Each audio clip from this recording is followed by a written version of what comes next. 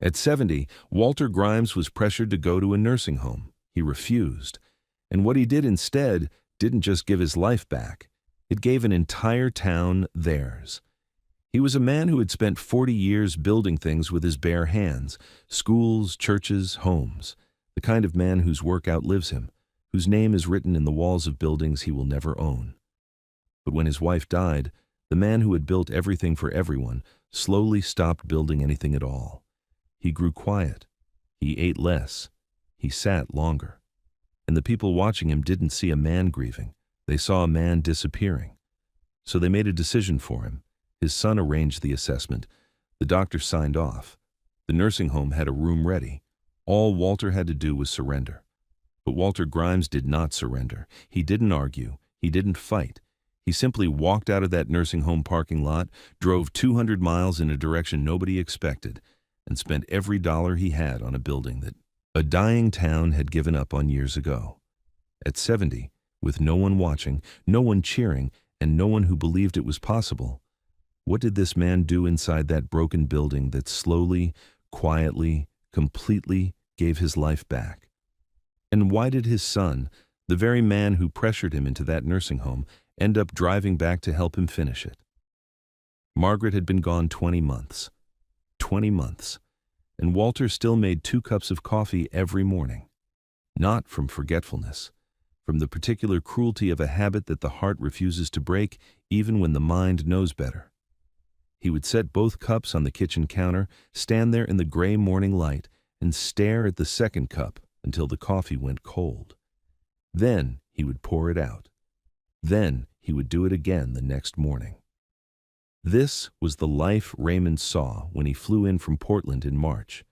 He saw the second cup. He saw the untouched plate of food on the stove. He saw his father sitting in the chair by the window. Margaret's chair, the one she had claimed the first week they moved in because the angle caught the afternoon light perfectly. Sitting in it, not reading, not watching anything, just sitting. His big contractor's hands resting in his lap like tools someone had set down and forgotten to pick back up. Raymond wasn't a cruel man. That was the hardest part. He was a worried man, which is almost the same thing when the worry is large enough and the distance between two people has been long enough that worry is the only language left between them. He sat across from his father that first evening and said the words carefully, the way you say words you have been rehearsing on a 4-hour flight. "Dad, I think we need to talk about what comes next." Walter looked at him, not with anger, with the quiet attention of a man who has been expecting something and is waiting to see exactly what shape it arrives in. What came next, it turned out, was a brochure. Maplewood Senior Living. Clean. Photographs. Smiling staff. A dining room that looked like a hotel restaurant designed by someone who had never eaten in a hotel restaurant. Raymond had done research, which Walter could tell because the research had the careful quality of someone trying to show they had taken the situation seriously. There was a waiting list, Raymond said, but he had spoken with the admissions coordinator and given their father's situation, given the doctor's concerns from the last checkup, they could move Walter to the top of that list within 2 weeks. Their situation. Walter turned the brochure over in his hands. He looked at the back cover, which had a photograph of an elderly man sitting in a garden, smiling at nothing in particular, the smile of someone being photographed smiling rather than someone smiling because something had made them smile. He set the brochure on the kitchen table next to the coffee cup. "I'll go look at it," he said. "That's all I'm saying." Raymond exhaled. "Thank you, Dad. That's all I'm asking." But it was not all Raymond was asking, and they both knew it, and neither of them said so. The tour was on a Thursday morning. The admissions coordinator was a woman named Cheryl, who had the practiced warmth of someone whose entire profession requires them to make a difficult thing feel like a gift. She showed Walter the common room, the dining room, the therapy garden, the activities calendar, bingo on Mondays, movie night on Thursdays, a woodworking room. She mentioned this specifically because Raymond had told her about Walter's background. A small room with a table saw and a few basic tools where residents could do light projects. Light projects. Walter stood in the doorway of that woodworking room and looked at the table saw and the pegboard of tools on the wall and the sign above the door that said, "Creating Together," and felt something move through him that he could not have named aloud, but that he recognized immediately. It was the same feeling he got every time someone handed him a problem and simultaneously told him it was already mostly solved, the particular frustration of a man who builds things being offered the appearance of building things. He thanked Cheryl. He told Raymond he needed a few minutes. He walked out to the parking lot and stood beside his truck in the thin March sunlight and looked at the Maplewood Senior Living sign at the entrance to the driveway. He was 70 years old. He had built 43 schools, 11 churches, more homes than he could count. He had poured himself into concrete and steel and timber and brick for 4 decades, and the things he had built were still standing, still full of people living their lives inside walls he had raised with his hands. He was not a man who did light projects. He was not a man who had disappeared. He was a man who was grieving. And grief, he understood in that parking lot with a clarity that felt almost violent in its precision.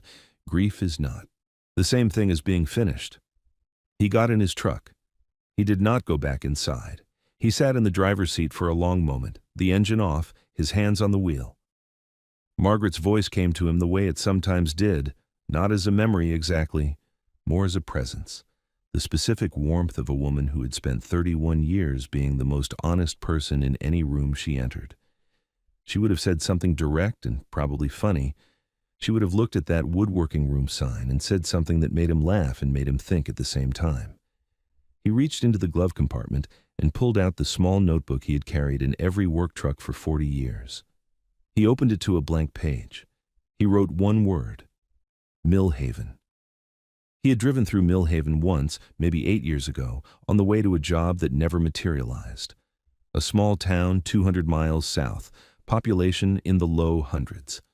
He remembered a main street that was half empty and a community hall with a cracked foundation that he had looked at from the road with the involuntary professional attention of someone who cannot stop seeing what a building needs. He remembered thinking someone should fix that. He put the truck in reverse. He had no plan. He had no blueprint.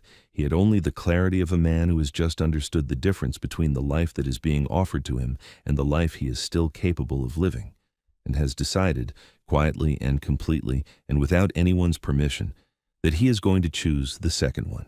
Millhaven looked exactly the way he remembered it, except smaller. That was the thing about towns that were dying. They didn't collapse dramatically. They just quietly shrank, like a fire going out one ember at a time. A hardware store with a faded sign, a diner with 3 cars outside, a post office the size of a living room.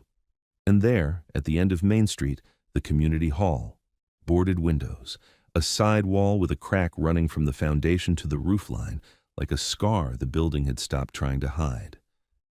Walter sat in his truck and looked at it for a long time. Then he called the county assessor's office. $18,000, cash. He wired it 4 days later. He moved in the following Monday with a cot, a cooler, a toolbox, and a coffee maker. No second cup this time, just one. He set it on the floor beside the cot, boiled the water, and sat in the dark of that broken building, listening to the sound of a town that had gone quiet, and felt, for the first time in 20 months, like he was exactly where he was supposed to be.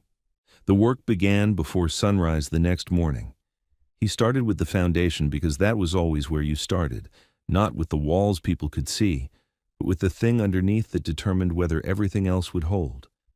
He worked 6 hours a day, no more. He knew his body the way a carpenter knows his tools, what it could do, where its limits were, and what happened when you ignored them. He did not ignore them. He worked until the work was honest, and then he stopped. The town noticed him the way small towns notice everything, slowly, sideways, without appearing to look directly. By the second week, a woman named Dot, who ran the diner, started leaving a covered plate on the front step of the hall every morning. No note, no knock, just the plate. He ate everything on it and left the plate clean by the door. That was their entire conversation for the first month, and it was enough.